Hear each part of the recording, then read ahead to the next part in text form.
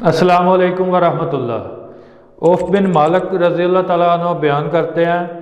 کہ ایک دفعہ نبی علیہ السلام ان کے پاس مسجد میں تشریف لائے تو کہتے ہیں کہ آپ کے ہاتھ میں ایک لاٹھی تھی اس ٹائم، اور جب آپ آئے تو اس وقت کسی آدمی نے ایک ردی قسم کی کھجوروں کا خشک کھجوریں جو ہیں ردی یعنی کہ فالتو سی کھجوروں کا گچھا لٹکایا ہوا تھا،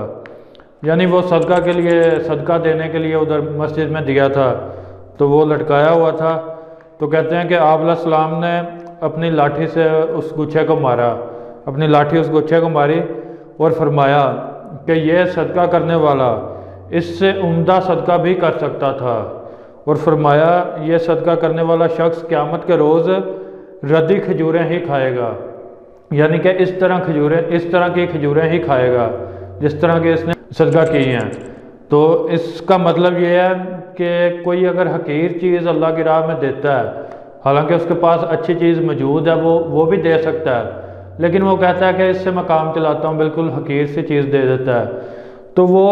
اپنا اجر بھی سمجھ لے کہ اسی طرح کا اسے اجر ملے گا۔ یہ نبی علیہ السلام کی حدیث کا یہ مفہوم بنتا ہے۔ ایسے ہوتا ہے نا کہ کئی بار کئی لوگ پھٹا ہوا نوٹ مسجد میں دے دیتے ہیں کہ جو کہیں نہیں چل رہا وہ مسجد میں جا کے دے دیتے ہیں کہ چلو مسجد کے کام آئے گا، اس طرح اپنی طرف سے کہتے ہیں کہ نیکی کر رہے ہیں، اور حالانکہ وہ ان کا چل نہیں رہا ہوتا کہیں بھی، حقیقت یہ ہوتی ہے۔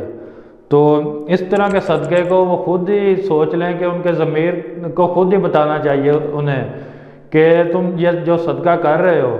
یہ اس کا اجر بھی پھر ایسا ہی ہوگا کہ تم بالکل فالتو چیز جو ہے جو تمہارے کسی کام کی نہیں، تم اب وہ والی چیز چاہتے ہو کہ میں صدقہ کر دوں، تو پھر اس کا اجر اسی طرح کا ہوگا۔ تو یہ ایک واقعہ تھا، اسلامی واقعہ، جس میں نبی علیہ السلام کی حدیث ہے، اور اس سے پتہ چلتا ہے کہ نبی علیہ السلام نے اس طرح کا صدقہ کرنے والے کے بارے میں کیا کہا ہے کہ جو بالکل اپنی فالتو چیز صدقہ کرتا ہے۔